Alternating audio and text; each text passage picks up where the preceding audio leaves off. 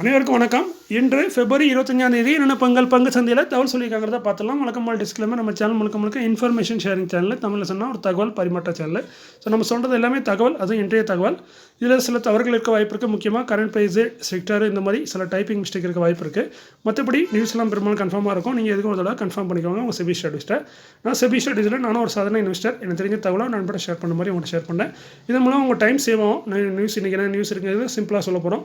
மற்றபடி இதில் எந்த ரெக்கமெண்டேஷன் கிடையாது. இதில் ஃபண்டமெண்டலி ஸ்ட்ராங்கான ஸ்டாக் இருக்கும், ஃபண்டமெண்டலி வீக்கான ஸ்டாக் இருக்கும்.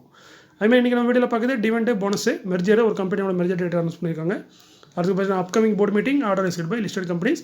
கடைசியாக பார்த்தீங்கன்னா மனப்பிரதம் பற்றி ஒரு சின்னதாக ஒரு நியூஸ்.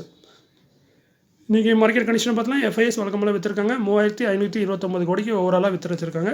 டிஎஸ் பார்த்தீங்கன்னா 3030 கோடிக்கு ஓவரால் பை பண்ணியிருக்காங்க. ஸோ அவங்க விற்றதோட இவங்க 500 கோடிக்கு கம்மியாக பை பண்ணியிருக்காங்க. ஸோ மார்க்கெட் பார்த்தீங்கன்னா சின்னதாக டவுன் ஆனதுன்னு நினைக்கிறேன் இன்றைக்கி லாஸ்ட்டில். ஆயுஷ் வெல்னஸ் லிமிடெட் 60 ரூபா கான் பேஸு, 1 பைசா டிவெண்டாக தராங்க. இது ஒரு பேருக்கான டிவெண்ட் தான். இதுக்கான ரெக்கார்ட் பார்த்தீங்கன்னா 3 மார்ச். இதோட பேமெண்ட் பார்த்தீங்கன்னா 26 மார்ச்சுக்குள்ளே அக்கௌண்ட்டுக்கு வந்துடும். செக்டர் வந்து பேக்கேஜ் ஃபுட்ஸில் இருக்காங்க. AYUSH wellness. SPC exports limited 19 ரூபா கான் பேஸு, 1:2 ஆல்ரெடி போனஸ் வச்சிருக்காங்க.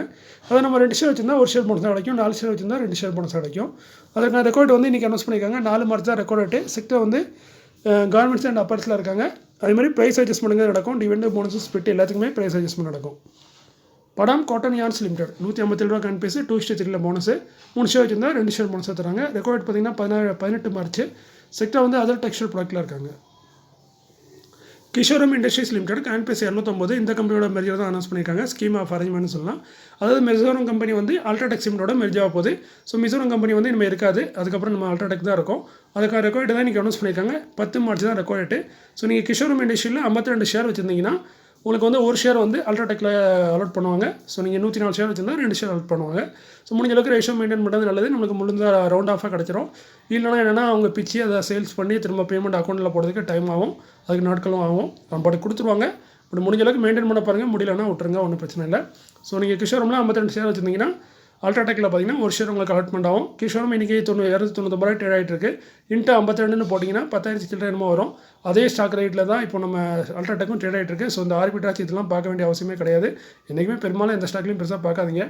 முடிஞ்சளவுக்கு அந்த ஸ்டாக் நீங்கள் ஆல்ரெடி ஹோல்ட் பண்ணிங்கன்னா அதுக்காக ஹோல்ட் பண்ணுங்கள். ஸோ டிவெண்ட் போனஸஸ் பைபேக்கு இந்த மாதிரி மெர்ஜர் இதுக்கெல்லாம் ஆசைப்பட்டு வாங்கினீங்கன்னா பெரும்பாலும் சில நேரம் லாஸ் நடக்கும் வாய்ப்பு இருக்குது. இப்போ ரீசெண்டாக நடந்த பழைய ஐடிசி, ஹெர்குலஸ் ஒயிட்ஸ் கம்பெனியோட இது மெர்ஜர் இதெல்லாம் பார்த்தீங்கன்னா நிறைய குழப்படியாகி கடைசியில் லாஸில் தான் இருக்கீங்க நிறைய பேர். ஸோ முடிஞ்ச அளவுக்கு நீங்கள் ஸ்டாக் ஆல்ரெடி ஹோல்ட் பண்ணிங்கன்னா மட்டும் ஹோல்ட் பண்ணுங்கள். மற்றபடி இதுக்கெல்லாம் ஆசைப்படாங்க. அதேமாதிரி இதுக்கான ரெக்கார்ட் பார்த்தீங்கன்னா 10 மார்ச். நண்பர் கூட கமெண்ட்டில் கேட்டிருந்தார். அவர் கேட்ட நேரத்துக்கு கரெக்டாக நியூஸும் வந்திருக்கு. ஸோ அதனால் அப்டேட் பண்ணிட்டேன். அடுத்து பார்த்தீங்கன்னா upcoming board meeting, order received by listed companies.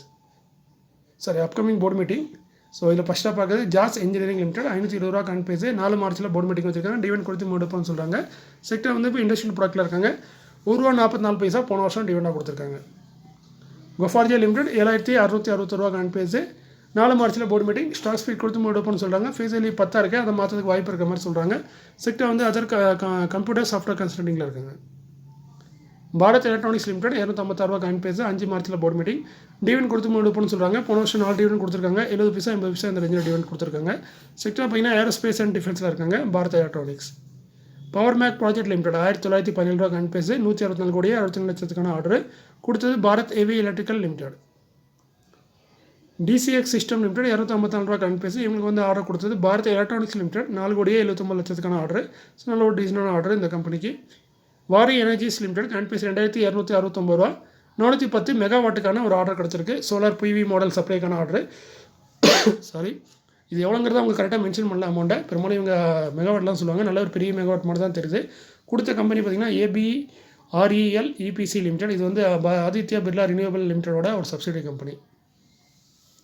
CLN energy limited 303 ரூபா கான் பேஸு, SMA கேட்டகரி 43 கோடிக்கு ஆர்டர் கிடச்சிருக்கு. கொடுத்தது சிங்கப்பூர் பேஸ்டு மல்டிநேஷனல் கம்பெனின்னு சொல்லியிருக்காங்க. பேரை மென்ஷன் பண்ணல.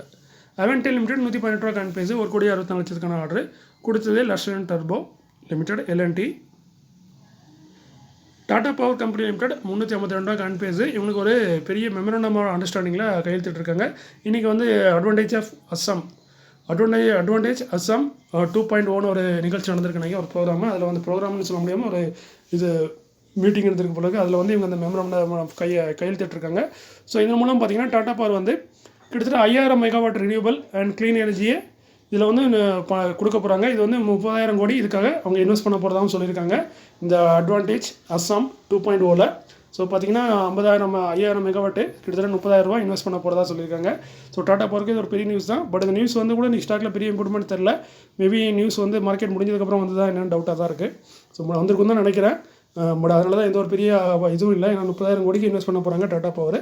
நல்ல ஒரு பெரிய மியூச்சுவல் ஆஃப் அண்டர்ஸ்டாண்டிங் போட்டிருக்காங்க, மெமரண்டம் ஆஃப் அண்டர்ஸ்டாண்டிங், அது அஸ்ஸாம் கவர்மெண்ட்டோட. ஸோ இது ஒரு நல்ல செய்தி தான் டாடா பவர் கம்பெனிக்கு. அடுத்து பார்த்தீங்கன்னா மணப்புரம் வந்து பெய்டு அப்படிங்கிற ஒரு கம்பெனி, ஏதோ பெயின் கம்பெனியாக ஏதோ ஒரு கம்பெனி வாங்க போகிறதா என்னமோ சொல்லியிருந்தாங்க நியூஸு. அதை பற்றி ஸ்டாக் எக்ஸ்சேஞ்ச் கூட கேட்டிருக்காங்க விளக்கம். அதுக்கு கம்பெனி என்ன சொல்லியிருக்காங்கன்னா, எங்களுக்கு இதுக்கும் பெருசாக சம்மந்தம் இல்லாத மாதிரி சொல்லியிருக்காங்க. சம்மந்தம் இல்லைன்னு சம்மந்தம் இருக்குன்னு சொல்லியிருக்காங்கன்னா, நான் இந்த மாதிரி எங்களுக்கு வெளியே சொல்கிற அளவுக்கு எந்த ஒரு பெரிய நியூஸும் இல்லை. அப்படி இருந்தால் நாங்கள் வந்து செபி ரூல்ஸ் படி நாங்கள் வெளியே சொல்லுவோம். பட் இப்போதைக்கு அந்த மாதிரி எந்த ஒரு நியூஸும் இல்லை. இதுக்கும் எங்களுக்கும் பெருசாக சம்மந்தம் இல்லாத மாதிரி கம்பெனி சொல்லியிருக்காங்க. ஸோ அது ரூமராக என்னங்கிறது தெரியல, ஒரு பேச்சுவார்த்தை போயிருக்கலாம். பட் இவங்க வந்து இன்னும் ஃபைனல் ஆகலன்னு நினைக்கிறேன். ஏதோ ஒரு காரணத்தால் அது வந்து இப்போதைக்கு வெளியிடுற மாதிரி எந்த நியூஸும் இல்லை அதில் அப்படின்னு சொல்லியிருக்காங்க. ஸோ பட்டம் போடாமல் சொல்லியிருக்காங்க. ஸோ முடிஞ்ச அளவுக்கு அது பொய்யாகவும் இருக்க வாய்ப்பு இருக்குது. ஸோ இப்போதைக்கு கம்பெனி அதை உறுதியும் பண்ணலை, அதை இப்போ நிராகரிக்கவும் இல்லை. அந்த மாதிரி செய்தி எதுவும் இல்லைங்கிற மாதிரி தான் சொல்லியிருக்காங்க. ஸோ இது வந்து மேபி ஒரு வதந்தியாக கூட இருக்க வாய்ப்பு இருக்குது, சொல்ல முடியாது. போக தான் தெரியும். அடுத்து பார்த்தீங்கன்னா இதோட நியூஸ் முடிஞ்சது. நீங்கள் வீடியோ ஸ்கிப் பண்ணிட்டு போயிடலாம். மீண்டும் ஒரு நல்ல காலையில் உங்களை சந்திக்கிறேன். அதில் நண்பர் வந்து கேட்டிருந்தாரு இந்த ஒரு ஸ்டாக் எப்படி ஃப்ரீஸ் பண்ணுறதுன்னு. இது வந்து நான் கொஞ்சம் பெரிய ப்ரொசீஜர், நான் சிம்பிளாக சொல்கிறேன் உங்களுக்கு. இது வந்து ஜீரோதாவில் தான் எனக்கு தெரியும், மற்ற கம்பெனி எனக்கு தெரியல. நான் அதை தான் யூஸ் பண்ணுறேன். ஸோ ஜீரோதாவில் போனீங்க ரொம்ப சிம்பிள். நீங்கள் கூகுளில் போய் சர்ச் பண்ணி Zerodha how to unfreeze a stock in Zerodha அப்படின்னு போட்டிங்கனாவே ஒரு வெப்சைட் ஓப்பன் ஆகும். அதில் நீங்கள் ஃபஸ்ட்டு கிளிக் பண்ணாவே அந்த வெப்சைட்டில் வந்து இப்படி தான் காட்டும். அந்த வெப்சைட்லேயே பார்த்தீங்கன்னா இங்கே வந்து பிடிஎஃப்னு ஒன்று பார்த்தீங்கன்னா ப்ளூ கலரில் ரெட் கலரில் மார்க் பண்ணியிருக்கேன். அதை கிளிக் பண்ணிங்கன்னா ஒரு ஃபார்ம் டவுன்லோட் ஆகும். அந்த ஃபார்மை நீங்கள் ஃபில்அப் பண்ணுங்கள். அதில் என்னென்ன ஸ்டாக்கு, அந்த ஸ்டாக்கோட ISI INல நம்பர்லாம் கேட்கும். அதெல்லாம் நீங்கள் எழுதி ஃபில் பண்ணிவிட்டு எவ்வளோ குவான்டிட்டி இன்றைக்கி வரைக்கும் ஃப்ளாஷ் பண்ணணும் அப்படிங்கிற மாதிரி எல்லாத்தையுமே ஃபில் பண்ணிவிட்டு நீங்கள் வந்து அதை என்ன பண்ணணும், அந்த ஃபார்மை வந்து ஒரு PDF எடுத்துடணும். ஃபோட்டோ எடுத்து இல்லை ஒரு PDF எடுத்துகிட்டு அந்த PDF வந்து என்ன பண்ணணும், அந்த டிஜிலாக்கருங்கிறது நம்ம கவர்மெண்ட் வந்து கொடுத்தது, நம்ம ஆதார் கார்டெலாம் அதில் தான் இருக்குது. ஸோ அந்த டிஜிலாக்கரில் நீங்கள் லாகின் பண்ணணும், சைன்இன் பண்ணணும். அது நீங்கள் ஆல்ரெடி சைன்இன் இருந்தால் உங்களுக்கு அந்த பாஸ்வேர்டு போட்டு போங்க. அப்படி இல்லைன்னா புதுசாக நீங்கள் சைன் அப் பண்ணி அந்த டிஜிலாக்கரை ஓப்பன் பண்ணிங்கன்னா அதில் வந்து ட்ரைவ்னு ஒரு ஆப்ஷன் இருக்கும். அந்த ட்ரைவை கிளிக் பண்ணிங்கன்னா அதில் டாக்குமெண்ட்னு வரும். அந்த டாக்குமெண்ட்டில் வந்து நீங்கள் ஸ்கேன் பண்ணி வச்சுருந்த இந்த டாக்குமெண்ட்டை அதில் அப்லோட் பண்ணிவிட்டு இ-சைன் பண்ணணும். இ-சைனுங்கிறது எப்படின்னா, உங்கள் ஆதார் கார்டுக்கு OTP வரும். அந்த OTP நீங்கள் போட்டு சைன் பண்ணிங்கன்னா அது டிஜிட்டலாக இ-சைன் ஆயிரும் அந்த டாக்குமெண்ட்டு.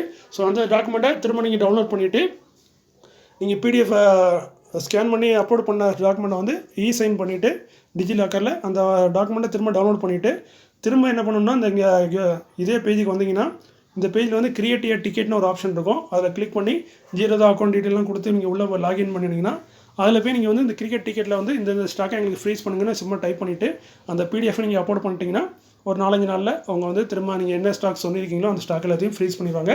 ஃப்ரீஸ் பண்ணதுக்கப்புறம் என்னென்னு பார்த்தீங்கன்னா, நீங்கள் மொபைலில் பார்த்தீங்கன்னா அந்த ஸ்டாக் உங்களுக்கு காட்டாது, நம்ம கை டேப்பில் பார்த்தீங்கன்னா காட்டாது.